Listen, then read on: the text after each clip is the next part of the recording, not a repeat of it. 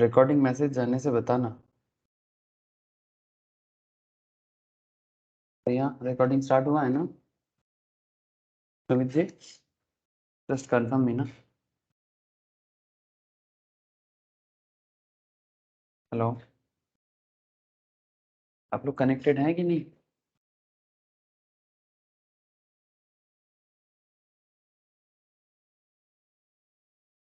सुमित जी, प्रिया, आवाज आ रहा है मेरा? हाँ सर, रिकॉर्डिंग हो रहा है। हाँ सर, ओके, रिकॉर्डिंग हो रहा ठीक ठीक।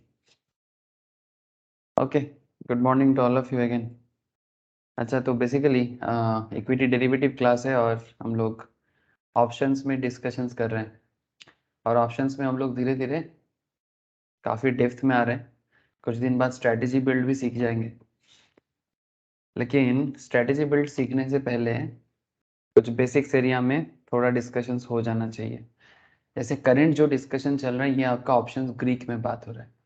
ग्रीक इंटरैक्शन मैंने अभी तक स्टार्ट नहीं किया। ग्रीक इंटरैक्शन मतलब सारा ग्रीक सीखने के बाद, जैसे कि ग्रीक इन द सेंस आपके मन में सवाल नहीं होना चाहिए, क्योंकि ऑलरेडी आपको पता है हम लोग डेल्टा, गामा, थीटा, डेका, वेगा ये सब में बात कर रहे हैं, ठीक है? तो उसमें डेल्टा गामा के बारे में डिस्कशंस हुआ है। अभी मैं थीटा का डिस्कशन स्टार्ट किया। लास्ट वीक, लास्ट क्लास जो था उसमें हम लोगों ने ये बात किया था कि सर ये थीटा जो है इसका यूज़ कहाँ पर है। और उसमें बात करने के लिए मैंने आप लोगों को एक कॉन्सेप्ट के बारे में डिस्कस किया था कि टाइम इज मनी, है ना?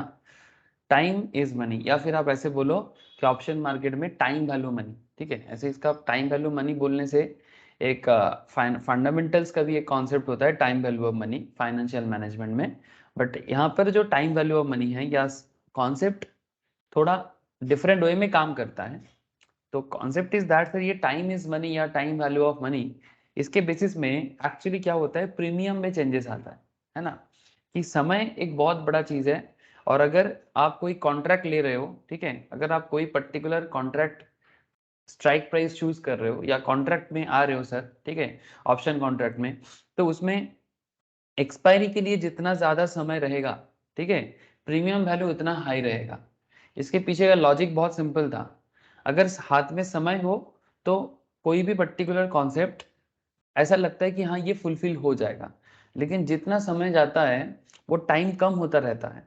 तो टाइम कम होने पे वो पॉजिटिविटी थोड़ा कम हो जाता है और ऑटोमेटिकली प्रीमियम फॉल करता है। लेकिन ये प्रीमियम कैसे फॉल करता है इसके बारे में मैंने लास्ट वीक बताया था, बट थीटा का यूज नहीं बताया था। जैसे अगर आप यहाँ पर देखें, ये देखिए, मैं अगर आपको ऑप्शन चेन ही दिखा रहा हूँ, ऑप्शन चेन में आप कॉल ऑप्शंस डेटा चेक कीजिए। अब देखिए जितना दूर स्ट्राइक प्राइस से मतलब जितना दूर मार्केट प्राइस से या अंडरलाइन प्राइस से स्ट्राइक जितना दूर रहेगा, ठीक है, अंडरलाइन से स्ट्राइक जितना दूर रहेगा, आप देखिए प्रीमियम वैल्यू उतना हाई रहता है। और जैसे जैसे प्रीमियम वैल्यू, जैसे जैसे मार्केट प्राइस के आसपास पहुंच जाता है आपका स्ट्राइक प्राइस, वैसे वैसे आपका प्रीमियम वैल्यू फॉल करता है, डिक्लाइन करता है। और ये कॉन्सेप्ट रेगुलर बेसिस में चलता रहता है मार्केट में, रेगुलर बेसिस में मार्केट में चलता रहता है। अब इसी चीज के बारे में मैंने लास्ट वीक भी बताया था, आज फिर से थोड़ा डिटेल्स में बात करूंगा, लेकिन आज with the use of theta बताऊंगा, ठीक है? आज दो कॉन्सेप्ट में बात करने का मेरा इरादा है सर। एक है थीटा और दूसरा है वोलाटिलिटी। मैं देखता हूँ वोलाटिलिटी तक पहुंच पाता हूँ कि नहीं, बट वोलाटिलिटी में भी बात करने का बड़ा इच्छा है। मार्केट वोलाटिलिटी के बारे में ट्रेडर के मन में परसेप्शन कुछ अलग है, बट मार्केट कुछ और होता है। अच्छा, मार्केट से याद आया, सुमित जी को याद होगा हम लोग परसों के क्लास में सैटरडे, मतलब जिस जो वाला क्लास हम लोग संडे कर रहे थे, उसमें हम लोग बात कर रहे थे ना कि देखो मंडे में क्या होता है। और टारगेट तो हम लोग यही बता रहे थे कि मार्केट मूव करेगा। सुमित जी, कर दिया मूव? हाँ, हाँ सर, ये तो इससे नीचे जाएगा। ठीक है, नहीं नीचे नहीं, मतलब कहने का मतलब था कि इस लेवल में हम लोगों ने सोचा था कि रिट्रेस करेगा, पहले ही बता दिए थे, रिट्रेस किया था। और रिसेंटली लास्ट 2 वीक पहले हम लोग, लास्ट वीक हम लोग बात कर रहे थे ना कि मार्केट साइडवेज जा रहा है। इसका मतलब इसका डायरेक्शन चेंज करने का इरादा नहीं था इसका, ठीक है? बीच बीच में ये साइडवेज रहा है और उसके बाद ये देखिए रिट्रेस बैक किया है, मतलब ये इसी को तो हम लोग रिट्रेसमेंट बोलते हैं कि वो अपने मूवमेंट से चल रहा था, अचानक इसका टेक्निकल पे पढ़े ना हम लोग, रिट्रेसमेंट क्या होता है कि जैसे वो चल रहा था बट कुछ देर के लिए वो थोड़ा नीचे देखेगा, मूवमेंट पॉजिटिव था बट कुछ दिनों के लिए नेगेटिव रहा, बट ऐसा नहीं कि पूरा एकदम उल्टा चल रहा है, ऐसा नहीं हुआ, वो थोड़ा सा पीछे मुड़ के देखा, कुछ दिनों तक उस रेंज में घूमा, ठीक है, साइडवेज मार्केट में रहा, उसके बाद ये फिर से अपना ट्रेंड पकड़ा जिस ट्रेंड में वो चल रहा था, और अल्टीमेटली वो नया जो उसका पुराना जो ऊंचाई है 18,000 को टच किया, और वही हुआ। हम लोग एग्जैक्टली ऐसा ही परसेप्शन बनाया था मार्केट के बारे में। अगर आप लोग लास्ट वीक का क्लास सुनोगे, मैं हर बार ये बात करता रहा कि ये 17,400 से 600 के बीच में कुछ दिन रहेगा, 800 के बीच में, उसके बाद ये रिट्रेस बैक करेगा। और ये बात सुमित जी ने भी क्लास में बोल रहा था कि हाँ सर करेगा, और देखिए वैसा ही हुआ एग्जैक्टली। और इसके पीछे रीजन अगर आप मुझे पूछे सर ऐसा क्यों हुआ, सर इसके पीछे मेनली कारण है सर, ये भी मैं लास्ट दिन बता रहा था टेक्निकल क्लास में, smart money sir, smart money. Market में फॉरेन इन्वेस्टमेंट बहुत ज्यादा ग्रो किया है रिसेंटली, ठीक है, क्योंकि फॉरेन मार्केट में रिसेशन चल रहा है स्पेशली यूएस में, ठीक है, और क्योंकि यूएस मार्केट में रिसेशन है तो इन्वेस्टर अपना पैसा रिसेशन मार्केट में नहीं इंडियन मार्केट में लगाना पसंद कर रहा है, और इंडियन मार्केट में फॉरेन मनी बहुत ज्यादा आया, और यही रीजन है कि मार्केट इतना जल्दी मतलब बाउंस बैक किया और वापस 18,000 के जोन में चला गया। इवन हम लोग लास्ट दिन मार्केट क्लोज भी पॉजिटिव नोट में हुआ था फ्राइडे को, तो उससे हम लोग को ये भी समझ में आया था कि नहीं मार्केट तो मूव करेगा, और किया है। अभी थोड़ा इस जोन में चलेगा, फिर मार्केट थोड़ा देख रहा है कि यूएस रिसेशन का क्या कॉन्सेप्ट है। अगर बहुत ज़्यादा रिसेशन रहेगा तो फिर उसका एक इफेक्ट पड़ सकता है, because Indian market US market के साथ बहुत ज़्यादा कनेक्टेड है। अगर रिसेशन थोड़ा बहुत एडजस्ट हो जाता है तो ये 18,000 क्रॉस करके मतलब और आगे बढ़ना चालू कर देगा, 18,100 200 की तरफ जाएगा, ये मानना है। अगर कुछ नहीं तो कुछ दिन देखेगा, जैसे अभी देखिए ना कैंडल जो फॉर्म अभी तक हुआ है, आधा घंटा हुआ है, अभी भी स्पिनिंग टॉप जोन में है, ठीक है, इसका मतलब ये अभी भी एक इंडिसीजन मोड में है, समझ में नहीं आ रहा है कि क्या होगा, ठीक है। कल इसका अच्छा दिन था, कल इसका अच्छा दिन था और ये अपना जोन को क्रैक किया सर, तो अभी देखो क्या होता है, ठीक है। बट मेरा जो करेंट परसेप्शन है कि मार्केट थोड़ा सा वॉच करेगा इसको, देखेगा कि मार्केट ये पूरा इंटरनेशनल इकोनॉमिक सिनारियो को देखेगा, उसके बाद वो कुछ दिन देखने के बाद अगर पॉजिटिविटी नजर आता है तो वो फिर से जो अपना मूवमेंट लिया है इसी मूवमेंट में चलेगा, अदरवाइज कुछ दिन इसी जोन में वापस आ सकता है, ठीक है। तो ठीक है, ये सब तो हम लोग टेक्निकल पे बात करते रहते हैं, अभी मैं और टेक्निकल पे बात नहीं करूंगा। आ जाते हैं सर हम लोग के थीटा में, ठीक है। तो जैसे कि मैं आपको बता रहा था कि थीटा में, थीटा क्या है, टाइम इज मनी के बारे में बात हुआ था, मैंने आपको इसके बारे में बहुत ज़्यादा डिस्कशंस किया था कि number of days of preparation, मतलब अगर आप कोई कॉन्ट्रैक्ट लेते हो, ठीक है, जैसे ऑप्शन कॉन्ट्रैक्ट का आप लोगों को मैंने चेन भी दिखाया, ऑप्शन कॉन्ट्रैक्ट जैसे आप निफ्टी के वहां पर जाके भी ऑप्शन कॉन्ट्रैक्ट चूज कर सकते हो, मैं लास्ट वीक डिस्कस किया था सर इसके बारे में। तो यहाँ पर कहने का मतलब ये था कि अगर आपके साथ पास टाइम है, ठीक है, number of days of preparation अगर 30 डेज के आसपास टाइम है, तो चांसेस है कि आप का जो पर्टिकुलर ऑब्जेक्टिव है वो फुलफिल हो जाए, उसका चांसेस वेरी हाई है। अगर टाइम कम हो जाता है, 30 डेज से अगर टाइम कम होके 20 डेज हो जाता है तो आपका ऑब्जेक्टिव फुलफिल होगा, इसका चांसेस हाई है, वेरी हाई नहीं है। 15 डेज में मॉडरेट लेवल में आ जाते हैं, 10 डेज में लो हो जाता है, 5 डेज में वेरी लो हो जाता है, एंड एक दिन बाकी रहे तो अल्ट्रा लो हो जाता है।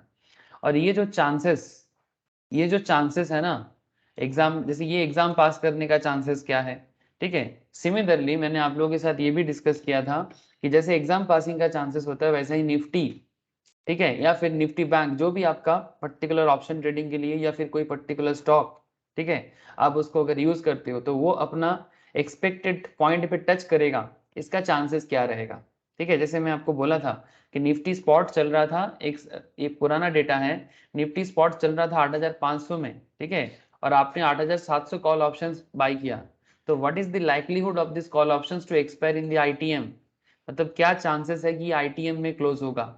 और इसको बताने के लिए मैंने आपको और भी कुछ एग्जांपल्स लिया था कि गिवन निफ्टी 8,500 चल रहा था, तो 30 दिन में 200 पॉइंट जाएगा, इसका चांसेस कितना है, इसका चांसेस कितना है? 8500 से अगर आप 8700 का जो एरिया है कितना समय लगता है, मतलब कितना टाइम, मतलब कितना पॉइंट का है? 200 पॉइंट का है. So the chances for Nifty to move 200 points over the next 30 days is quite high.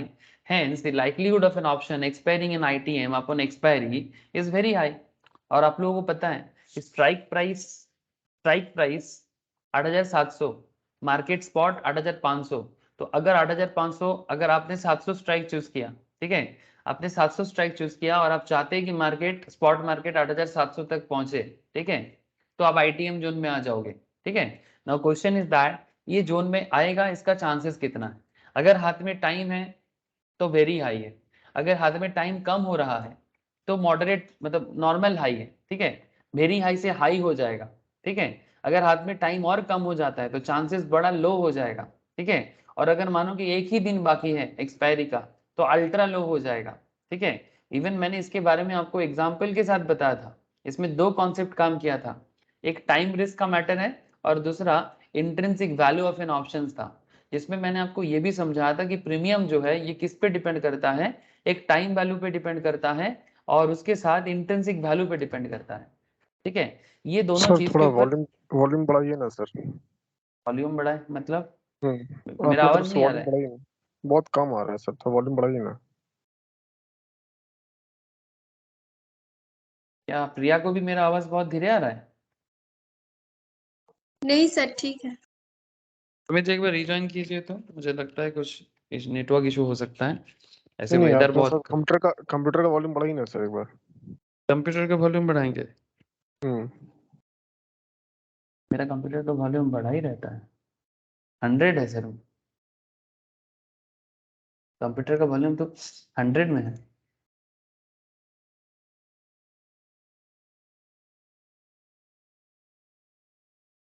हमारे सप्रेशन तो हाई है, हेडफोन्स हाई है सर पूरा. ये देखिए, एक बार रिजॉइन कीजिए, आई थिंक क्लियर लगेगा आपको. ठीक है सर, सुमित जी, कंटिन्यू कीजिए। ठीक है, मेरा हाई ही रखा हुआ है. अच्छा, जो बात मैं कर रहा था कि अल्टीमेटली प्रीमियम वैल्यू किस पे डिपेंड कर रहा है? टाइम वैल्यू पे और इंट्रिंसिक वैल्यू पे, जिसके बारे में मैंने लास्ट दिन भी बताया था. ये एक्चुअली लास्ट दिन क्या बताया था उसको मैं एक बार रिकॉल कर रहा हूँ, ठीक है. ये जो भी प्रीमियम वैल्यू हमें नजर आता है, ठीक है, ये जैसे देखिए 1450, फिर कम होके 1322, फिर कम होके 1265. जितना समय हाथ में ज्यादा होगा, जैसे यहाँ पर देखिए ये सब ओपन इंटरेस्ट में बैठा हुआ है, मतलब मार्केट में इतना लोग ट्रेड करेगा, मतलब पोजीशन लेके बैठा हुआ है, बट ऐसा संख्या बहुत कम होता है, ठीक है. ओपन इंटरेस्ट के बारे में मैं फिर से एक बार बात करूंगा, ऑलरेडी एक बार मैंने फ्यूचर में बताया था. एक बार हो सके तो आप लोगों को मैं फिर से बताऊंगा ओपन इंटरेस्ट के बारे में, अभी इसके अंदर नहीं जाना चाहता. तो कहने का मतलब है कि ये जैसे जैसे समय कम होता रहता है वैसे वैसे प्रीमियम वैल्यू भी कम होता रहता है. जैसे जैसे आपका स्ट्राइक प्राइस और आपका स्पॉट प्राइस नजदीक आता रहता है, ठीक है, जैसे spot price 18,000, strike price different strike zone आप नजर आ रहे हैं आपको, ठीक है. जो जितना क्लोज में आ जाएगा उतना आपका प्रीमियम वैल्यू भी कम में हो जाएगा, उतना आपका प्रीमियम वैल्यू भी कम में आ जाएगा. और ये कॉन्सेप्ट क्यों काम करता है और इसके पीछे क्या हम पहले से कुछ अंदाजा लगा सकते हैं? क्या हम पहले से अंदाजा लगा सकते हैं कि प्रीमियम कितना कम होगा? जरूर लगा सकते हैं सर. वही मैं बात आपके साथ करना चाहता हूँ कि ये हम लोग पहले से अंदाजा लगा सकते हैं कि कितना प्रीमियम कम हो सकता है, ठीक है. और ये लास्ट क्लास एक बार जरूर देखिएगा, अगर बाई चांस याद नहीं आ रहा है तो एक बार लास्ट क्लास गो थ्रू जरूर करना चाहिए, क्योंकि ये टाइम वैल्यू का कॉन्सेप्ट बहुत ही जबरदस्त कॉन्सेप्ट है सर, ठीक है. मैं आपको मूवमेंट ऑफ टाइम के बारे में बात करूंगा और थीटा के बारे में बात करूंगा. मेरा आज का मेन कॉन्सेप्ट थीटा है, ठीक है. तो थीटा को समझने के लिए आपको एक बार टाइम के बारे में मुझे एक बार बता देना चाहिए. मूवमेंट ऑफ टाइम, जैसे देखिए टाइम क्या है, as we know moves in one direction. Time एक ही दिशा पे बढ़ता रहता है ना. टाइम दोनों जगह पे नहीं जाता. ऐसा नहीं कि टाइम एक बार कम हो जाता है, टाइम एक बार बढ़ जाता है. टाइम ऑलवेज एक वन डायरेक्शन पे चलता है. अगर हम लोग एक्सपायरी डेट को टारगेट रखें, ठीक है, एक्सपायरी डेट का टारगेट मतलब जैसे आप कोई भी ऑप्शन चेन ओपन कीजिए या ऑप्शन कॉन्ट्रैक्ट ओपन कीजिए, जैसे यहाँ पर एक पुराना डेटा है आइडिया सेलुलर का, ऐसा आपको आज के डेट में भी किसी भी पर्टिकुलर स्टॉक का नजर आ जाएगा। तब आइडिया था, अब भी है आइडिया। तब ये अभी वोडाफोन आइडिया के नाम पे जाना जाता है, उस टाइम पे ये आइडिया के नाम पे जाना जाता था, मतलब तब मार्ज नहीं हुआ था। बट जो भी हो, आपके लिए ये मायने नहीं रखता। क्यों? क्योंकि ये फंडामेंटल्स नहीं है, ये ऑप्शन ट्रेडिंग है। ठीक है, ट्रेडिंग में ये मैटर नहीं करता। ठीक है, आप बात को समझिए कि जैसे आपके सामने जो इंस्ट्रूमेंट है ये स्टॉक ऑप्शन है।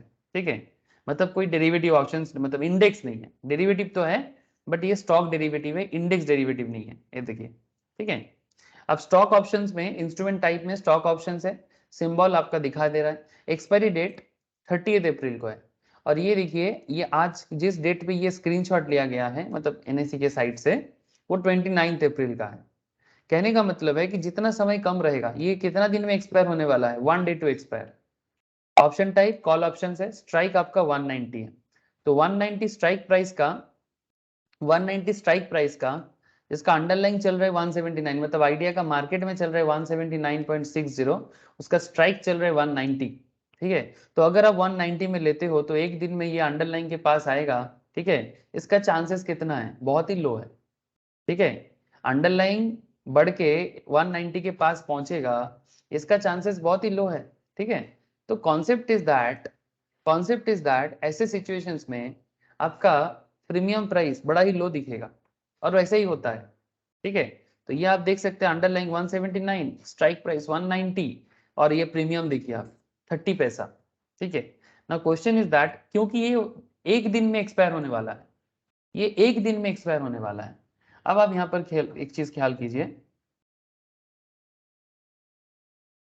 As the time progress the number of days of expiry gets lesser, जैसे जैसे समय बीतता है, नॉर्मली 30 डेज का चलता है ना, जैसे जैसे समय बीतता है, given this let's me ask you this question, with रफली 18 ट्रेडिंग डेज टू एक्सपायरी, अगर 18 दिन बाकी है, there are willing to pay, traders are willing to pay as much as 100 towards time value, trader 100 time value के लिए देना चाहता है। अगर 18 डेज बाकी है तो 100 रुपीज, लेकिन अगर 5 दिन बाकी है, क्या फिर भी वो 100 रुपीज ट्रेडिंग के लिए देना चाहेगा? क्योंकि 18 डेज में आपका ऑब्जेक्टिव फुलफिल होगा, इसका चांसेस हाई है compare to 5 days, so they would not write. With lesser time to expiry, traders will pay a much lesser value towards time. तो जितना समय कम मिलता है ट्रेडिंग को कंप्लीट होने में, एक्सपायर होने में, उतना ट्रेडर कम अमाउंट पे करना पसंद करता है, कभी भी ज्यादा अमाउंट पे नहीं करता है। ठीक है, इसीलिए आप जब भी ऑप्शन चेन देखेंगे, जितना समय आपके हाथ में होता है आप उतना हाई प्रीमियम देना पसंद करेंगे। बट जितना आपके पास समय कम रहेगा, मतलब 18,100, अभी ये अगर स्ट्राइक आप लेते हो तो अभी चल रहा है 18,052 कुछ, 18,050 चल रहा है कुछ, तो 18,050 से 18,100 ऑलमोस्ट बहुत जल्दी टच कर सकता है। ठीक है, तो ये बहुत ही कम समय के अंदर आ सकता है, इसीलिए देखो 99,750 इतना ओपन इंटरेस्ट बना हुआ है। तो कहने का मतलब ये है कि जितना ज्यादा चांसेस बढ़ता है, समय कम में भी हो सकता है, तो ऑप्शंस प्रीमियम का वैल्यू भी कमता है। लेकिन ऑप्शंस प्रीमियम में आप देख सकते हैं, जितना आप दूर जाते हैं, ठीक है, इसमें आपका प्रॉफिट का चांसेस भी बढ़ता है, हाई प्रॉफिट भी हो सकता है। बट पॉइंट इज दैट ये होगा कि नहीं होगा, इसका चांसेस बहुत ही लो होता है। बिकॉज, मतलब कहने का मतलब है कि अगर प्रीमियम, कंफ्यूज नहीं होना है सर, बात को समझिए, सिंपल तरीके से समझाना, हम लास्ट दिन भी बोले थे, आज भी थीटा में बताते हैं आपको। कहाँ चला गया? इधर। ठीक है, तो यहाँ पर जैसे आप देखें, आप यही वाला चीज देखें एग्जाम्पल को, 29 April, expiry date 30 April, time to expiry 1 day, strike चल रहा है 190, स्पॉट है 179.6, प्रीमियम है 30 पैसा। इसका इंट्रिंसिक वैल्यू क्या होगा सर, आपको पता है? ठीक है, इंट्रिंसिक वैल्यू कैसे होता है, स्पॉट से इंट्रिंसिक स्ट्राइक को माइनस करना पड़ेगा कॉल के केस में, तो 179.6 के माइनस करेंगे 190 से, तो ये नेगेटिव आता है। तो क्योंकि ये नेगेटिव है तो नेगेटिव तो नहीं हो सकता, hence time value should be 30 पैसा, व्हिच इक्वल्स द प्रीमियम। तो जो प्रीमियम का वैल्यू है वही टाइम वैल्यू है, और ये मार्केट एडजस्ट करके निकाला। So with 1 day to expire, traders are willing to pay time value of just 30 पैसा इस ट्रेड में आने के लिए, और जितना लॉट का साइज है उतना लेना पड़ेगा। 30 पैसा करके जितना लॉट का साइज है वो लेना पड़ेगा। जैसे ये कितने का लॉट था सर, 2000 का लॉट था, मतलब इसमें 2000 शेयर्स है, आप 30 पैसा करके इसको बाई करोगे। ठीक है, अब बात को समझे यहाँ पर कि ये 30 पैसा कैसे आ गया। ठीक है। 30 पैसा सर मार्केट में आपको मैं क्या बोला कि अगर ये टाइम थोड़ा ज्यादा होता हमारे पास तो 30 पैसा की जगह ये 5 या 8 टका भी हो सकता था। अगर हमारे पास 20 डेज का टाइम होता तो ये प्रीमियम वैल्यू इतना ना गिरता। The point that I am trying to make here is this, with every passing day, जितना समय जाता है, as we get closer to the expiry date, the time to expiry becomes lesser and lesser. This means the option buyer will pay lesser and lesser towards time value. So if the option buyer pays 10 at the time value today, tomorrow it would be 9.5. मतलब अगर आज कोई option trader किसी के लिए 10 rupees देता है premium, next दिन 9.5 देगा। क्यों? Time value. समय के साथ वैल्यू कम होता रहता है। ये चीज नॉर्मल लाइफ में भी देखने को मिलता है। आपके पॉकेट में अगर आज 100 रुपीज है, अगर आपके पॉकेट में आज 100 रुपीज है, कल एक्चुअली इसका वैल्यू 100 नहीं रहेगा, या 1 ईयर लेटर इसका वैल्यू 100 नहीं रहेगा। मतलब 100 today and 100 1 year later is not the same, because there is a inflation. There is a inflation. Market में महंगाई है, अगर 10% का महंगाई है तो 100 टका अगर आज आपके पॉकेट में है ना, तो नेक्स्ट ईयर ये 10% कम में डिस्काउंट हो जाएगा। मतलब आप ऐसा बोलो कि नेक्स्ट ईयर 100 टका का एक्चुअल वैल्यू हो जाएगा 90। इसको ऐसे भी समझ सकते हो, आज के डेट में अब 100 रुपीज में जो चीज बाई कर सकते हो नेक्स्ट ईयर, ठीक है, 100 मतलब कहने का मतलब है कि नेक्स्ट ईयर उसी चीज को खरीदने के लिए अगर मार्केट में 10% इन्फ्लेशन है तो 110 रुपीज खर्चा करना होगा। ठीक है, मतलब बेसिकली वैल्यू क्या हुआ? गिर गया सर।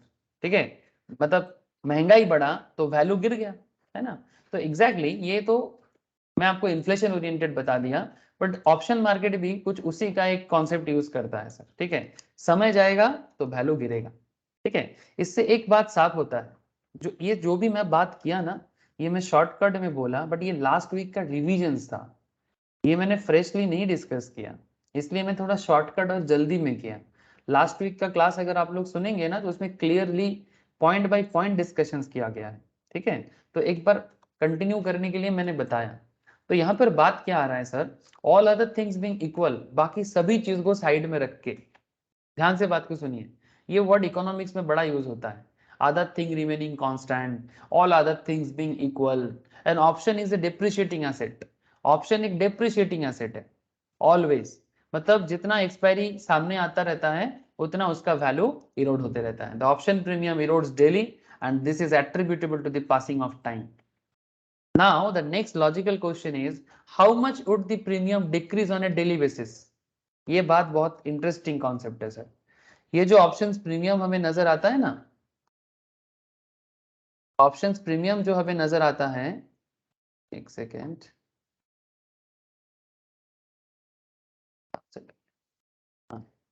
ये जो ऑप्शंस प्रीमियम हमें नजर आता है, ये ऑप्शंस प्रीमियम कितना इरोड हो सकता है और कैसे इरोड हो सकता है और इसके पीछे क्या कॉन्सेप्ट काम करता है, ये चीज हमें समझना पड़ेगा। और इसको समझाने के लिए जो मैंने आप लोगों को इतना दिन से डेल्टा सिखाया, गामा सिखाया, हाँ प्रिया याद है ना डेल्टा गामा का कॉन्सेप्ट? सुमित जी को भी याद होगा, I hope. Tell me sir. हाँ सर हाँ याद है। सर, थोड़ा थोड़ा याद है डेल्टा गामा का। ठीक है सर, थोड़ा थोड़ा नहीं, अब धीरे धीरे ज्यादा ज्यादा याद रखिएगा, क्योंकि देखो हर क्लास में रिविजन्स करने में क्या होता है, रिविजन्स तो मैं करने का कोशिश करता हूँ बट टाइम लग जाता है सर।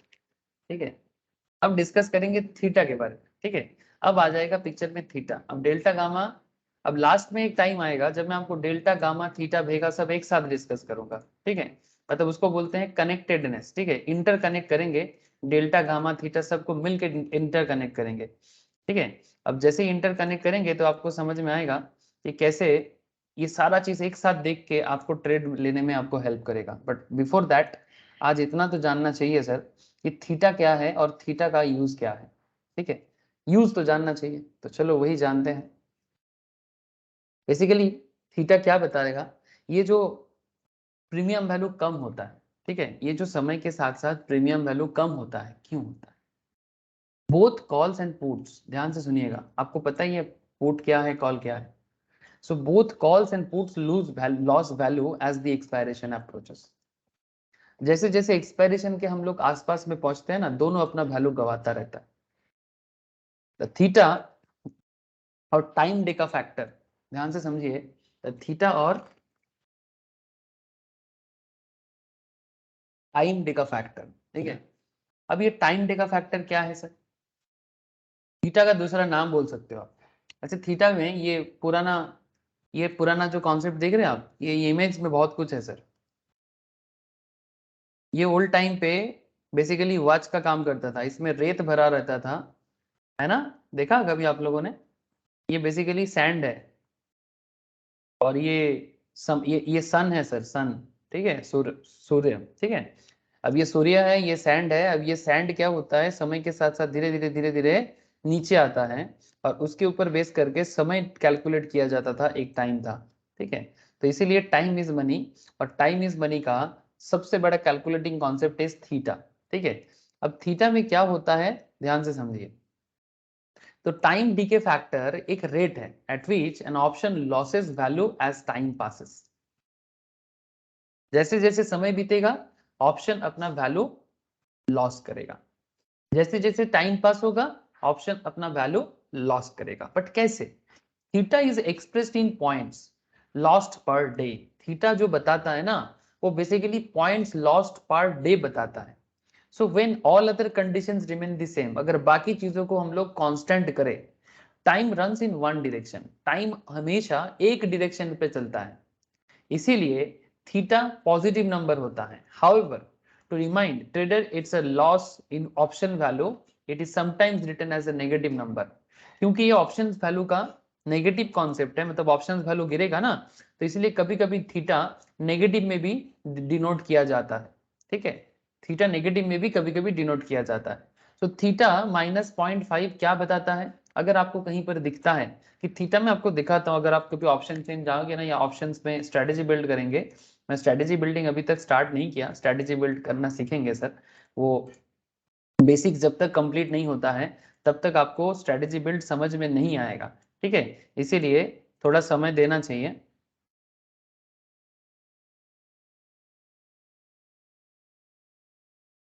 यहाँ पर मैं जस्ट आपको एक बार दिखाता हूँ, ये देखिए, ये निफ्टी के ऊपर बना हुआ एक ट्रेड सेटअप है। अब ट्रेड सेटअप में नहीं जाना है, ठीक है। ये देखिए, ये 18,052 करंट प्राइस चल रहा है, ठीक है। जस्ट आपको मैं यहाँ दिखाना चाहता हूँ, ये ग्रीक्स में चलते हैं। जैसे ही मैं ग्रीक्स में गया, यहाँ पर आप देखिए, डेल्टा है, थीटा है ना, गामा है, ठीक है। तो थीटा देखिए -27 बता रहा है, ठीक है। थीटा -27 बता रहा है। इसमें एक्सपायरी डेट चूज करना पड़ता है, ठीक है, उसके बेसिस में वो बताता है, ठीक है। जैसे ये 15 सितंबर का बता रहा है, ठीक है, ये 15 सितंबर का बता रहा है। तो क्वेश्चन इज दैट कि ये समय के बेसिस में आपका थीटा का वैल्यू चेंज होता रहेगा, और इसमें ये स्टैंडर्ड डेविएशंस भी एक बहुत बड़ा काम करता है, स्टैटिस्टिक्स का एक बहुत बड़ा यूज है। ये धीरे धीरे बताऊंगा, ये स्टैंडर्ड डेविएशंस कैसे समझाऊंगा आपको, मुझे वोलेटिलिटी समझाने के टाइम पे मैं इसके बारे में बात करूंगा। सर अभी आपको शायद ये पूरा का पूरा देख के समझ में नहीं आएगा, बट जैसे जैसे समय बीतेगा ना, ठीक है, ये देखें, 15 सितंबर में 18,000 कॉल ऑप्शंस आप कोई चूज करता है, ठीक है। अगर कोई 18,000 कॉल ऑप्शन चूज करता है, तो इसका डेल्टा, थीटा, डेका, गामा, वेगा, सारा इंफॉर्मेशन आपको यहाँ पर मिलेगा, ठीक है। सारा इंफॉर्मेशन आपको यहाँ पर मिलेगा। अब कहने का मतलब है, लेकिन इसको एक बार समझ तो लेते हैं कि डेल्टा, गामा, थीटा है क्या, फिर इंटरकनेक्ट करेंगे कि इससे हमें स्ट्रैटेजी कैसे बनाना है, या क्या स्ट्रैटेजी बिल्ड करना है, ठीक है। रुक जाइए थोड़ा,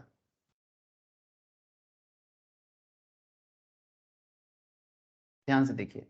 थीटा और time Deka factor is the rate at which one option loses value as the time passes. अब theta is expressed in points lost per day when all other conditions remain the same. Time runs in one direction. Hence, theta is always a positive number. However, remind traders, it's a loss in options value. It's sometimes written as -0.5 इस तरह से। इसका मतलब कुछ ऐसा है sir कि 0.5 points for every day that passes by. For example, if an option, अगर कोई ऑप्शन ट्रेड कर रहा था 2.75 में, ध्यान से समझे सर, अगर कोई ऑप्शन ट्रेडिंग चल रहा था 2.75 में, और अगर थीटा बता रहे 0.05 नेगेटिव, इसका मतलब क्या बोलिए तो? इसका मतलब बहुत सिंपल है। 2.75 अगर ट्रेडिंग चल रहा है, ठीक है, प्रीमियम वैल्यू है, थीटा 0.5 अगर है, इसका मतलब है it will trade at rupees 2.70 next दिन। अगर थीटा 0.05 बता रहा है ना, तो ये 2.70 में आ जाएगा, मतलब 2.75 माइनस 0.05, ये हो जाएगा 2.70 फॉलोइंग डे। लेकिन इसको हम लोग तभी कंफर्म कर सकते हैं जब बाकी चीज भी कांस्टेंट रहे, ठीक है, लाइक डेल्टा गामा वगैरह सब कांस्टेंट रहे। अब मैं ये बाकी चीज के साथ इंटरकनेक्शन बाद में करना है, बट अगर आपको मुझे अभी थीटा समझाना है तो मुझे थीटा का मतलब तो आपको समझाने के लिए बाकी चीजों को मैंने कांस्टेंट रखा। अब एक लॉन्ग ऑप्शन, मतलब एक option buyer will always have a negative theta. A long options या options buyer will always have a negative theta, meaning all else equal, अगर बाकी सभी चीजों को कांस्टेंट रखा जाए, option buyer will lose money on a day by day basis. और a short option मतलब option seller will have positive theta. Option seller के केस में पॉजिटिव थीटा ऑलवेज होता है। थीटा हमेशा एक friendly, theta always is a friendly Greek to the option seller. Option seller जो होता है ना सर, ऑप्शन सेलर के लिए थीटा एक फ्रेंडली ग्रीक है। Remember the objective of the option seller is to retain the premium. Option seller क्या कमाता है, याद रखिए, विनय एंड, सॉरी हम लोग का क्या एग्जांपल था, विजय एंड, कौन था, नहीं अजय एंड वेनु, सॉरी विजय बोल दिया मैंने, अजय एंड वेनु, याद है ना। तो अजय और वेनु में सेलर कौन था, वेनु सेलर था, तो सेलर को क्या मिलता है, प्रीमियम मिलता है। तो given that options lose value on a daily basis, the option seller can benefit by retaining the premium to the extent it loses value owing to it. For example, if an options writer, मतलब option seller, has sold options at ₹54, अगर कोई option seller एक option sell करता है 54 में जिसका theta है 0.75, अगर बाकी सब चीज इक्वल है या कांस्टेंट है, तो फिर ऑप्शन ट्रेडिंग कैसे देखने में होगा, 0.75 इंटू 3, ठीक है, मतलब 3 दिन का सेटलमेंट, ठीक है, 3 दिन का सेटलमेंट, तो 0.75 into 3 equals to 2.25, 0.75 into 3 equals to 2.25 equals to 54 minus 2.25, मतलब 54 चल रहा था, अब 2.25 में 7.75 आपका क्या है, थीटा है। अब 3 दिन बाद इसका वैल्यू क्या आ रहा है, 2.25, तो 54 से कितना वैल्यू गिर जाएगा, 2.25 में गिरेगा, तो आपका वैल्यू कितना होने वाला है, 51.75। Hence the seller can choose to close the option positions on T+3 day. Seller can choose to close the option on T+3 day by buying it back at ₹51.75. तो अगर वो सेलर है ना, तो सेलर क्या करता है, ऑप्शन सेलर क्या करता है, पहले सेल करता है फिर बाई करता है। तो पहले 54 में सेल कर लेगा और 3 दिन बाद 51.75 में बाई कर लेगा। याद है ना सर, शॉर्ट कॉल, हेलो, अरे शॉर्ट सेल याद है कि नहीं है, देखो बेसिक्स कितना याद आना चाहिए अभी, हाँ सर। ठीक है। तो ये इससे वो क्या निकल रहा है फिर, 75.75 से क्या निकल रहा है, थीटा, मतलब ये डेली 0.75 करके इसका वैल्यू नीचे आएगा। तो अगर डेली 0.75 करके नीचे आएगा तो किस पॉइंट में उसको उसको बाईबैक कर लेना चाहिए, मतलब बेसिकली वो पहले सेल किया है, अब किस पॉइंट में आके उसको बाईबैक कर लेना चाहिए, वो उसके बारे में आइडिया कर लेगा, जो थीटा से उसको समझ में आएगा। And profiting 2.25 and this is attributable to theta. अब इसका अगर आप ग्राफ भी देखें, ग्राफ भी देखें आप इसका,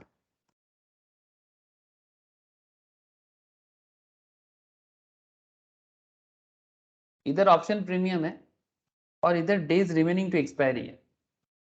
एक तरफ ऑप्शन प्रीमियम है, दूसरी तरफ डेज रिमेनिंग टू एक्सपायरी है। अब ऑप्शन प्रीमियम जब 350 चल रहा है, 350, ठीक है, दूसरा एग्जांपल है, ध्यान से देखिए, 350 अगर मेरा ऑप्शन प्रीमियम चल रहा है और जैसे जैसे मेरा टाइम बीतता जाएगा, ठीक है, तो पहले मेरे पास 120 डेज का टाइम था, अब 120 से 100 डेज का टाइम बचा है। तो जब 100 डेज हो जाएगा तो देखिए आपका प्रीमियम वैल्यू 300 के आसपास आ गया। फिर जैसे जैसे और नीचे आ जाएगा, मतलब अगर 250 दिन बचा हुआ है तो आप इतना मानिए कि ये 80 चला जाएगा, फिर 200 के आसपास आ गया है, ठीक है, सॉरी मतलब 200 प्रीमियम हो गया, मतलब 60 डेज बाकी है, 150 हो गया जब 40 डेज बाकी है, 100 प्रीमियम हो गया जब 20 डेज बाकी है, ठीक है, और 5 दिन या 7 दिन बाकी है तो 50 हो गया, मतलब जो जो 350 प्रीमियम चल रहा था जो 350 प्रीमियम चल रहा था वो 350 प्रीमियम 50 में आके रुका जब और टाइम नहीं रहा, जब और टाइम नहीं रहा। सो कहने का मतलब ये आप ऑप्शन चेन में भी देखते हैं, ये आप ऑप्शन चेन में भी देखते हैं। नाउ क्वेश्चन इज दैट कि this is the graph of how premium erodes at a time to expiry approach and this is called a time decay graph. We can observe the following from the graph. अब इससे क्या समझ आता है? At the start of the series when there are many days for expiry, अगर बहुत समय बचा हुआ है, ठीक है, तो जैसे हम लोगों ने देखा कि 120 दिन बचा हुआ है, मतलब ऑलमोस्ट 4 मंथ का एक डेट कॉन्ट्रैक्ट पीरियड है, तो 350। बट जैसे ये समय बीत के 100 डेज में आ गया 300, ठीक है, means the effect of theta is low. 350 से 300 आया, ध्यान से समझे सर, 350 से 300 आया, 120 दिन के 100 आया, तो इफेक्ट थीटा का इफेक्ट थोड़ा लो ही है अभी। थीटा क्या करता है? थीटा जितना दिखाता है एवरी डे मार्केट उतना हिसाब से ऑप्शन गिरता है, ठीक है, लेकिन स्टार्टिंग ऑफ द पीरियड में थीटा का इफेक्ट लो रहेगा। As we approach the expiry of the series, जैसे जैसे और एक्सपायरी की तरफ बढ़ेंगे, the effect of theta is high, मतलब एक्सपायरी के एंड की तरफ थीटा का इफेक्ट बढ़ जाएगा। When there are 20 days to expiry, the option was trading as 150. But when we approach towards the expiry, the drop in premium seems to accelerate and option value 50 में आ गया। ध्यान से देखिए, स्टार्टिंग में जब 120 दिन से 120 डेज से 100 में आया, 100 में आया, ऑप्शन वैल्यू 350 से 300 आया, सिर्फ 50 पॉइंट्स में गिरा है। बट जब एक्सपायरी खत्म होने को है, मतलब और 20 दिन बाकी है, ठीक है, तो 20 डेज जब बाकी है तब चल रहा था 150।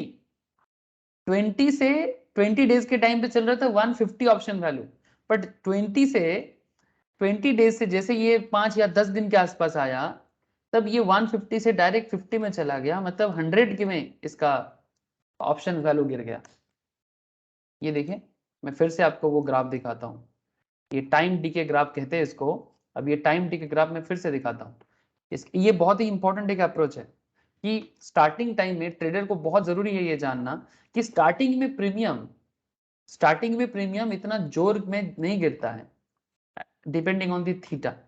थीटा का इफेक्ट स्टार्टिंग में थोड़ा कम रहता है। 350 से 300 में आने का जो टाइम पीरियड है 120 से 100 डेज का, 20 से 0 का, ये भी 20 दिन का ही फर्क है। बट यहां पर 20 दिन में आप देखिए इसका इसका इसका डाउनफॉल देखिए और इसका डाउनफॉल देखिए, ये कंपेरेटिवली फ्लैट है, ये कंपेरेटिवली ज्यादा स्टीप फॉल हुआ है।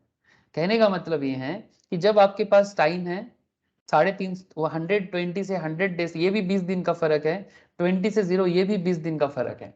बट यहाँ पर 20 दिन में आपका 150 का ऑप्शन वैल्यू 50 में आके गिरा, और यहाँ पर 20 दिन में 350 का ऑप्शन वैल्यू 300 में आके गिरा। This is the 50 point jump and this is a 100 point jump. क्या ये समझ में आया? ऑप्शन प्रीमियम वर्सेस टाइम पे एक्सपायरी, कि कितना दिन एक्सपायरी का है, ये डिपेंड, ये भी इफेक्ट करता है कि ऑप्शन प्रीमियम में कितना जंप होगा। क्या आप लोगों को ये ग्राफ समझ में आया?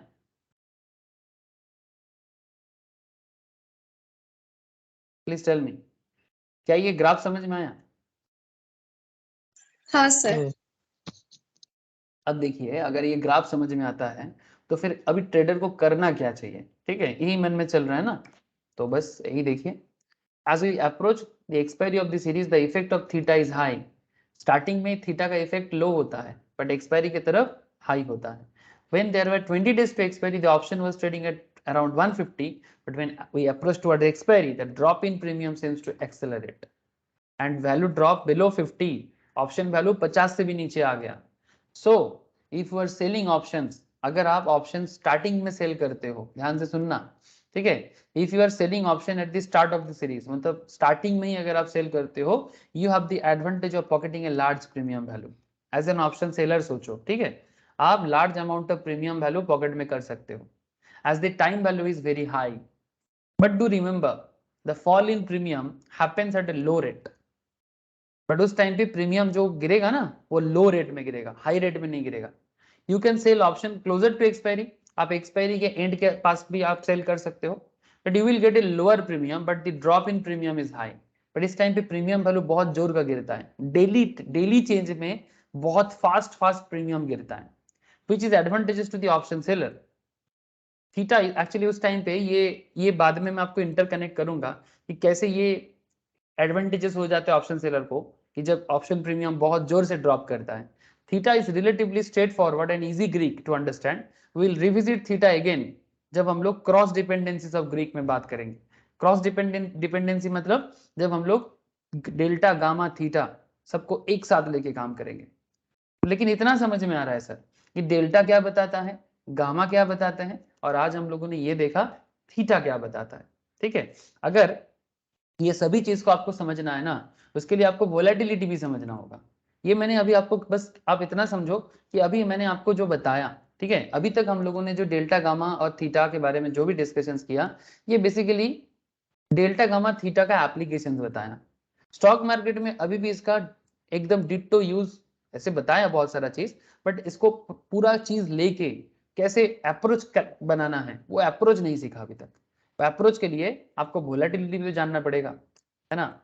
अब सब इंटरकनेक्टेड है, मैं क्या कर सकता हूँ, जब तक हम वोलेटिलिटी नहीं समझेंगे तब तक ये इंटरकनेक्ट करेंगे कैसे, है ना, इंटरकनेक्ट करेंगे कैसे। बिकॉज सिर्फ एक डेल्टा को देख के काम नहीं बन सकता, एक गामा को देख के भी काम नहीं बन सकता। जब कोई ऑप्शन चेन हमारे सामने आता है, जब कोई ऑप्शन हमारे सामने आता है, तब हमारे सामने डेल्टा भी आता है, थीटा भी आता है, डेका भी आता है, गामा भी आता है, भेगा भी आता है। हम लोग डेल्टा सीखे, गामा सीखे, थीटा सीखे, अभी डेका भेगा बताना जरूरी है। ठीक है, डेका, ऐसे डेका और थीटा ऑलमोस्ट सेम पैरामीटर में ही काम करते हैं, वो भी मैं आपको बताऊंगा कि डेका और थीटा में क्या डिफरेंस है। बट अभी आपको वोलेटिलिटी समझना है। ठीक है, अभी आपको वोलेटिलिटी समझना है। अच्छा मुझे इतना बताइए, थीटा का यूज तो समझ में आया ना। जैसे ये -1.135 मतलब ये नेक्स्ट दिन इसका जो प्रीमियम वैल्यू रहेगा, ठीक है, जो इसका प्रीमियम वैल्यू रहेगा, मोटा मोटी इसका प्रीमियम 1.135 में गिरने वाला है। जो भी प्रीमियम इसका चल रहा है 1.13 में ये गिरने वाला है। मैं बाद में इसको इंटरकनेक्ट करूंगा सर, ठीक है, इसको मैं इंटरकनेक्ट करूंगा। अभी अभी इंटरकनेक्ट करने से समझ में नहीं आएगा, क्योंकि अभी वोलेटिलिटी नहीं समझे। तो जब तक वोलेटिलिटी समझ में नहीं आता तब तक इंटरकनेक्शन का कोई मतलब ही नहीं होता। लेकिन इतना मुझे बताइए, क्या डेल्टा गामा थीटा क्या है, इतना समझ में आ गया कि डेल्टा क्या बताता है, गामा क्या बताता है और थीटा क्या बताता है। हेलो, एक चीज थीटा में याद रखिएगा, थीटा में एक चीज याद रखिएगा, ये थीटा प्रीमियम वैल्यू को, प्रीमियम जो गिरता रहता है टाइम के साथ साथ उसी को डिनोट करता है। और एक चीज यहाँ पर इंपॉर्टेंट था थीटा में कि प्रीमियम स्टार्टिंग रेंज पे जिस हाई रेंज में गिरता है, जब एक्सपायरी की तरफ आता है और हाई हो जाता है। स्टार्टिंग में थीटा का इफेक्ट लो होता है, एक्सपायरी की तरफ जाके थीटा का इफेक्ट हाई हो जाता है। मतलब थीटा उतना ही रहेगा बट एक्सपायरी के टाइम पे वो ज्यादा जंप मारता है, ज्यादा जंप मारता है।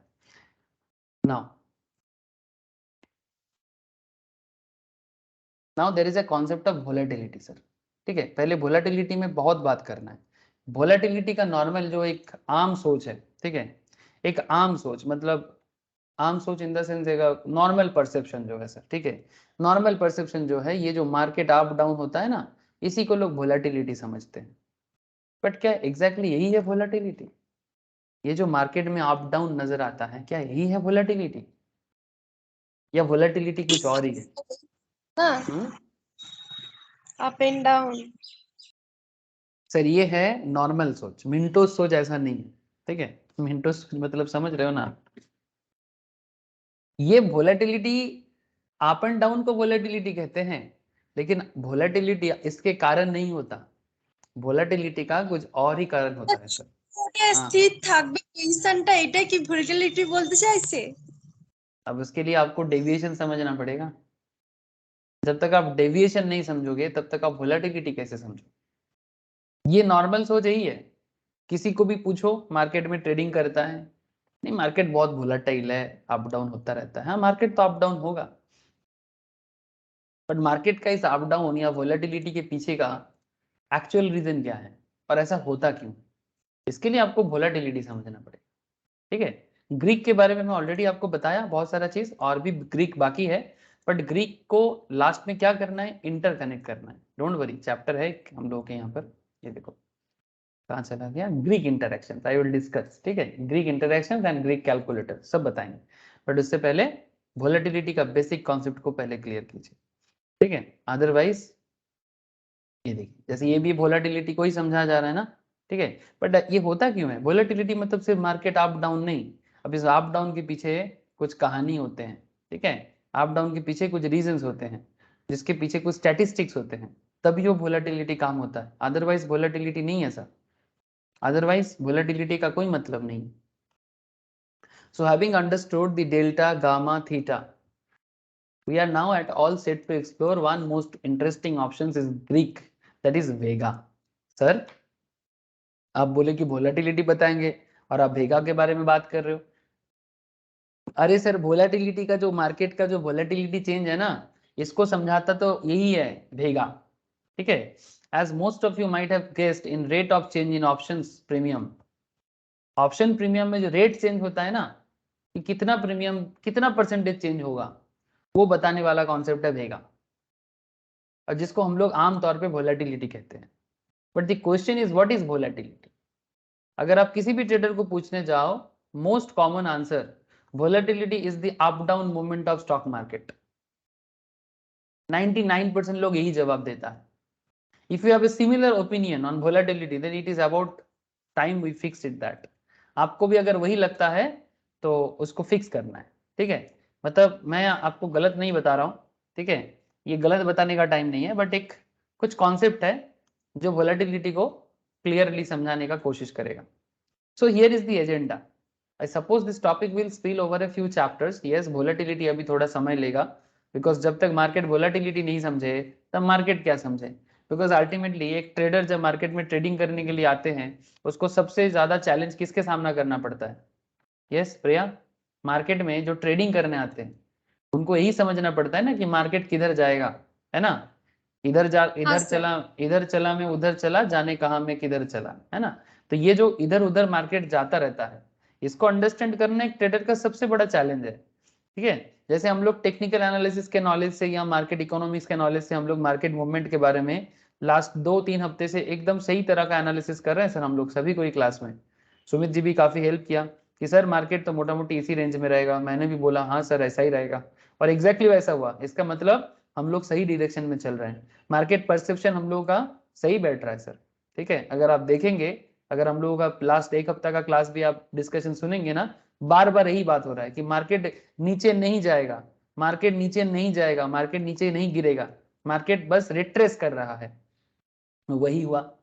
इसमें हम लोगों का market sense, economic sense as well as candlesticks, technical knowledge help किया, तब जाके हम लोगों ने बोला कि मार्केट कुछ दिनों तक साइडवेज चलेगा और फिर जाके मार्केट वापस अपने मूवमेंट में आएगा, तभी तो रिट्रेस वर्ड यूज किया गया।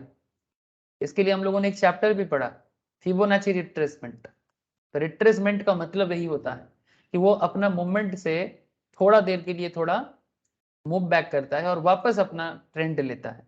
अब ये शॉर्ट टर्म मूवमेंट है, अब लॉन्ग टर्म में अब कोई बोलेगा सर 3 महीने बाद क्या होगा, उसके बारे में अभी कहना मुश्किल है, ठीक है, 3 महीने बाद क्या होगा कहना मुश्किल है, बट एटलीस्ट 2-2 हफ्ता 3-3 हफ्ते में क्या हो सकता है, इतना तो समझ में आया सर, इतना तो समझ में आया, ठीक है। नाउ क्वेश्चन इज दैट, ये तो मैं निफ्टी में बताया, अब किसी इंडिविजुअल स्टॉक को भी अगर आप रेगुलर बेसिस में विजिट करते हो, उसको देखते हो समझते हो, अब उसके बारे में भी एनालिसिस कर पाओगे। अगर आप निफ्टी 50 के जगह से फॉर एग्जांपल आप अगर मानिए कि किसको लिया जाए, मानिए रिलायंस, अब रिलायंस को कुछ दिनों से ऑब्जर्व करते रहो, रिलायंस के मूवमेंट के बारे में आइडेंटिफिकेशन करते रहो, अब रिलायंस के बारे में भी बात कर पाओगे कि भाई रिलायंस में आगे क्या होने वाला है, क्या रिलायंस 2600 का रेंज क्रॉस करके 3000 की तरफ बढ़ेगा, क्या रिलायंस 2600 के 3000 के ना जाके क्या रिलायंस वापस आ जाएगा, अब ये भी बता सकते हो, हर चीज बताया जा सकता है, बट आपको उसके बारे में रेगुलर बेसिस में एनालिसिस करना है, ठीक है, तो इट्स पॉसिबल। और अगर ये एनालिसिस क्लियर हो जाता है ना, फिर आप ऑप्शन ट्रेडिंग करें ना, क्योंकि तभी ऑप्शन ट्रेडिंग में कॉन्फिडेंस भी बिल्ड होता है, ठीक है। तो चलिए वोलेटिलिटी में क्या क्या कॉन्सेप्ट में डील करना है, we will understand what volatility really means, understand how to measure volatility, practical applications of volatility, understand different types of volatility, तब जाके वेगा समझ में आएगा, ठीक है, और तभी जाके हम लोग मास्टर बनेंगे। ठीक है सर, मनी बॉल क्या है सर? मनी बॉल एक यूएस का हॉलीवुड मूवी है सर। ठीक है, अगर आप लोग हॉलीवुड मूवी पसंद करते हो, ठीक है, ये ब्रैड पीट का मूवी है, बड़ा ही अच्छा मूवी था। ठीक है, अगर आप ये मूवी देखोगे डिटेल्स में तो आपको यहाँ पर एक कैरेक्टर दिखेगा। सर ये अचानक से मूवी कहाँ से आ गया? सर डोंट वरी, मूवी के बारे में बात नहीं करना है, वोलेटिलिटी के बारे में बात करना। लेकिन इस मूवी का कहानी इस वोलेटिलिटी को समझाने के लिए एक अच्छा अप्रोच था। So it is a real life story जहां से ये मूवी को बनाया गया था, मनी बॉल। इसमें बिली बेन एक मैनेजर थे बेसबॉल टीम का। ठीक है, यूएस में बेसबॉल टीम मैनेजर, यूएस में Billy Beane. The movie is about Billy Beane and his young colleague and how they leverage the power of statistics to identify relatively low profile but extremely talented baseball player। मतलब it's like stock market है, ऐसे सोचो कि आपको statistically देखना है कि relatively under valued stock, but under valued मतलब सही दाम नहीं मिलता है उसको जितना उसका वैल्यू है। ठीक है, तो वो भी ऐसा ही कोई प्लेयर ढूंढ रहा था जो टैलेंटेड प्लेयर है बट उसका प्रोफाइल बड़ा लो है। ठीक है, relatively low profile but extremely talented baseball player ढूंढ रहा है। हमें भी क्या ढूंढना है? रिलेटिवली लो प्राइस, ठीक है, but highly talented, highly potential, talented नहीं बोलेंगे यहाँ पर, हाईली पोटेंशियल स्टॉक या मार्केट के बारे में अप्रोच लेना है। This method was unheard of during his time. ये जो मेथड यूज किया गया ना, ये इस टाइम पे इतना भी कोई सुनने वाला टाइम नहीं था। And method that proved both innovative and disruptive. अब क्या हुआ था मनी बॉल में? अब उसको समझने के लिए आपको कुछ स्टैटिस्टिक्स सॉल्व करना होगा, अदरवाइज नहीं समझ पाएंगे। मूवी देखना चाहिए, but for the message it drives across the topic related to life and business. ये लाइफ के बारे में भी बताते हैं, बिजनेस के बारे में भी बताते हैं। मैं अभी बिजनेस डिटेल्स में तो नहीं जा सकता, बट आपको मैं इंस्पिरेशन लेने के लिए जरूर बोलूंगा, तब आप वोलेटिलिटी भी समझोगे। The discussions below any may appear unrelated to stock market, but please don't get discouraged. थोड़ा सा आपको ऐसा लगेगा कि जैसे स्टॉक मार्केट नहीं कुछ और बात हो रहा है, बट आपको इतना मैं आपको गारंटी देता हूं कि बाद में यही चीज आपको बहुत हेल्प करेगा मार्केट में, because if you want to understand volatility. ठीक है, सो कंसिडर टू बैट्समैन। ठीक है, अगर आप बेसबॉल नहीं समझते कोई बात नहीं, क्रिकेट तो समझते हैं ना, यूएस में बेसबॉल खेलते हैं। ठीक है, वो भी रन होता है, वहां पर भी विकेट होता है, वहां पर भी कीपर होता है, but it's a different approach का गेम है। But consider two batsmen and the number of runs they have scored over 6 consecutive matches। ध्यान से देखो, ठीक है, ध्यान से देखो, 6 कंसेक्यूटिव मैच, उसमें दो बैट्समैन कितना रन बना रहा है। ठीक है सर, एक बैट्समैन का नाम है बिली, दूसरे का नाम है माइक। ठीक है, अब बिली और माइक का 1 2 3 4 5 6 टोटल 6 मैच का डेटा है। इसमें बिली ने फर्स्ट मैच में 20 बनाया, माइक ने 45 बनाया। इसने 23 13, 21 18, 24 12, 19 26, 23 19 इतना इतना रन बनाया। किसने? बिली और माइक दोनों मिलके। ठीक है, अलग अलग। ठीक है, नाउ क्वेश्चन इज दैट, ये तो आप लोग समझते ही हो क्रिकेट में रन कैसे बनता है, cricket is very popular in our country. Similarly baseball में भी रन बनता है।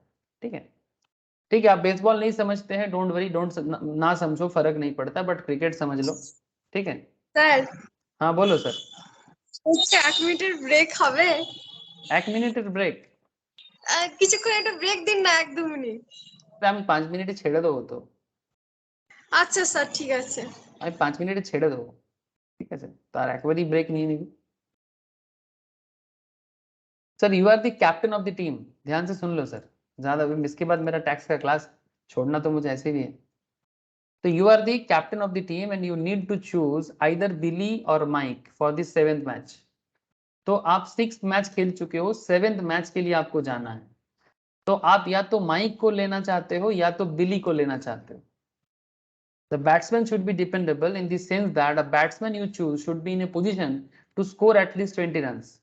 मतलब आप उस बैट्समैन को लेना चाहोगे जो कम से कम 20 रन 7th मैच में बनाए।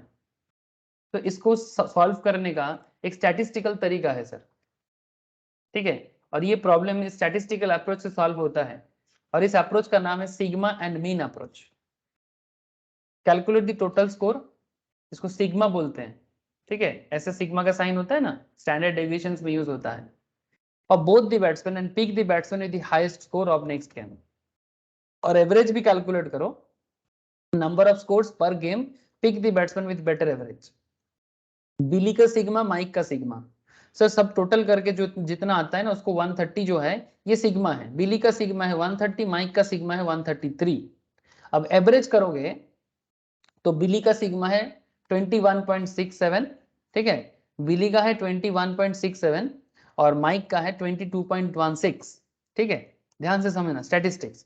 नाउ अब इसी स्टैटिस्टिक्स में so it seems from both mean and sigma perspective, both sigma and mean दोनों में Mike deserve to be selected because इसका 22.16 भी हुआ है, उधर 133 भी हुआ है, मतलब सिग्मा भी ज्यादा, मीन भी ज्यादा। But let us not conclude that yet. Remember that idea is to select a player who can score at least 20 runs. And with the information that we have now, there is no way we can conclude who can score at least 20 runs. यहाँ से ये नहीं बताया जा सकता ना कि आखिर 7th मैच में 20 रन कम से कम कौन करेगा। ये ठीक है, लास्ट 6 मंथ का मैच का एवरेज है, ठीक है, लास्ट 6 मैच का एवरेज भी आया और लास्ट 6 मंथ का टोटल भी आया, बट क्या इससे ये बताया जा सकता है कि 20 रन कौन बनाएगा, इसका चांसेस किसका ज्यादा है, ठीक है, तो इसमें लिए थोड़ा और इन्वेस्टिगेशन करना पड़ता है। To begin with, for each match played we will calculate the deviation from the mean, mean मतलब एवरेज, स्टैटिस्टिक्स में समझा जाता है। For example we know Billy का मीन है 21.67 and in his first match Billy scored 20 runs, Billy ने अपने पहले मैच में भी 20 रन बनाया था। Therefore, the deviation from the mean from the first match, मतलब अगर इसका बिली का मीन अगर 21.67 है, फर्स्ट मैच में बिली ने 20 बनाया था, तो 20 से अगर मैं 21.67 को हटाऊं तो 1.67 होता है, तो इसका मतलब है in other words he scored 1.67 run lesser than his average score, इसका चांसेस है, ठीक है, मतलब 21.67 हमारा मीन आया और 20 उसका फर्स्ट मैच का स्कोर था, तो फर्स्ट मैच के स्कोर से वो अपना एवरेज से अगर उसको माइनस करोगे तो 1.67 का नेगेटिव आता है, इसका मतलब बिली 1.67 कम रन करेगा, इसका चांसेस है। सेकेंड मैच में बिली ने 23 बनाया था, तो उसका चांसेस है प्लस 1.33, अभी चांसेस बढ़ रहा है कि वो 1.33 रन ज्यादा बनाएगा, meaning he scored 1.33 run more than his average score, that is 21.67 plus 1.33, इसका चांसेस बढ़ता है। अब यहाँ पर आप देखो, अब यहाँ पर देखो स्टॉक मार्केट में जैसे ग्राफ बनता है ना, इसी तरह से ये देखिए, अब एक ग्राफ से आपको समझ में आएगा। बिली का सीरीज एवरेज है 21.67, तो 21.67 अगर बिली का सीरीज का एवरेज है तो ये एवरेज इस पॉइंट में बता रहा है, ये जो बीच का लाइन है। अब इस पॉइंट से बिली बिली बिली का पहला मैच का रन कितना था 20, तो 20 मतलब 1.67 में अगर वो नीचे आएगा, 1.67 अगर उसका डेविएशन है तो नीचे आएगा तो 20 में आएगा, ठीक है, और सेकेंड मैच में उसने 23 बनाया था तो उसका डेविएशन कितना हुआ 1.33, फिर थर्ड मैच में बिली ने 21 बनाया, ठीक है, तो 21 बनाया तो 0.67 नीचे आया, फिर उसके बाद उसने 2.33 ज्यादा किया मतलब 24 बनाया, फिर उसने 19 बनाया तो 2.67 डेविएट हुआ, फिर उसने 23 बनाया तो 1.33 अपने मेन 21.67 से डेविएट किया। मतलब ये पूरा खेल क्या बता रहा है, मार्केट में तो स्टॉक में भी देखिए अप डाउन चलता है, मार्केट अपना एवरेज पॉइंट से, मार्केट अपना मूविंग एवरेज पॉइंट से, अगर आप मूविंग एवरेज पॉइंट देखोगे, ठीक है, मैं आपको टेक्निकल में पढ़ा के आया, ठीक है, अगर मार्केट रिसेंट ट्रेंड में अगर ये मार्केट का एवरेज पॉइंट चल रहा है, ठीक है, करंट पॉइंट ये रिलायंस का है, तो एवरेज पॉइंट से ये कितना जा रहा है, ठीक है, कितना कितना जा रहा है, कितना नीचे आ रहा है, कितना नीचे जा रहा है और कितना ऊपर जा रहा है, यही तो हो रहा है। तो इसी से तो वोलेटिलिटी बनता है, इसी से मार्केट का भी वोलेटिलिटी बनता है, ये बाद में आप फिर से समझेंगे, बट पहले आप इस एवरेज के बेसिस में समझिए कि मार्केट जैसे यहाँ पर एक बैट्समैन का एवरेज और बैट्समैन का एवरेज रन और उसके ऊपर बेस करके वो कितना डेविएट कर सकता है, कितना डेविएट कर सकता है, ठीक जैसे निफ्टी भी डेविएट कर सकता है या करता भी है, ठीक है, तो इसी को कहते हैं volatility. The middle black line जो है यहाँ पर जो इसका एवरेज है, ये रिप्रेजेंट करता है the average score of Billy, it's like average Nifty, ठीक है, आप ऐसे समझो दिमाग में, इट्स लाइक एवरेज निफ्टी या एवरेज कोई stock, and the double arrowed vertical line represent the deviation from the mean for each of the match played. So we will now go ahead and calculate another variable called variance. मैं अभी variance पे बात नहीं करूंगा, मैं next class में ही variance में बात करूंगा, ठीक है। वेरिएंस में क्या होगा, वेरिएंस मतलब एसडी कैलकुलेट करना है, स्टैंडर्ड डेविएशंस कैलकुलेट करना है, और वेरिएंस कैलकुलेट करके स्टैंडर्ड डेविएशन कैलकुलेट करके आप ये समझोगे कि वो कितना डेविएट कर सकता है। जैसे मैं आपको ऑप्शन चेन में भी दिखा रहा था कुछ देर पहले कि एसडी भी एक बहुत बड़ा पैरामीटर है ऑप्शन ट्रेडिंग में, ठीक है। ये देखिए, ये सेंसिबल में भी अगर आप जाएंगे ना, ये देखिए प्रोजेक्टेड फ्यूचर प्राइस में स्टैंडर्ड डेविएशंस का यूज देखिए, ये देखिए 1SD 2SD, ठीक है। मैं ये इसका भी यूज कैसे करना है, कैसे करना है वो तो बाद में समझेंगे, बट पहले आपको तो ये समझना है ना कि स्टैंडर्ड डेविएशन कैसे कैलकुलेट किया जाता है, ठीक है। तो अभी आपने ये तो देख लिया कि डेविएशन कैसे होता है।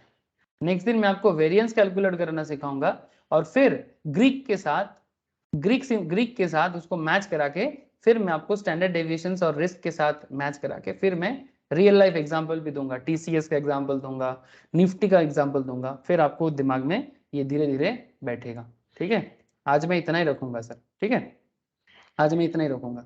और कुछ दिन जाने दीजिए, जैसे सारा का सारा अप्रोच एक बार आपके दिमाग में बैठ जाएगा ना, रिवाइज करते रहिएगा सर, बस इतना कहूंगा, रिवाइज करते रहिएगा, बिकॉज बहुत जल्दी हम लोग प्रैक्टिकल सीखने वाले हैं, ठीक है। जैसे जैसे हम लोग ऑलमोस्ट और 4-5 चैप्टर हैं, उसके बाद हम लोग केस स्टडीज करेंगे, और केस स्टडीज में हम लोग ऑप्शंस का क्या करेंगे, ऑप्शन सारा चीजों को लेके केस स्टडीज करेंगे, मतलब रियल लाइफ में कैसे आपको ट्रेड लेना चाहिए वही करना है, ठीक है। और उसके बाद स्ट्रेटेजी बिल्ड करना भी सीखेंगे, ठीक है। आज इतना ही है सर, तो रिवाइज करिए, और क्या बताएं, नेक्स्ट क्लास में कंटिन्यू रखते हैं, ठीक है प्रिया, चल छुट्टी हो गया, ओके सर। ठीक है, चल बाय, ठीक है सर। बस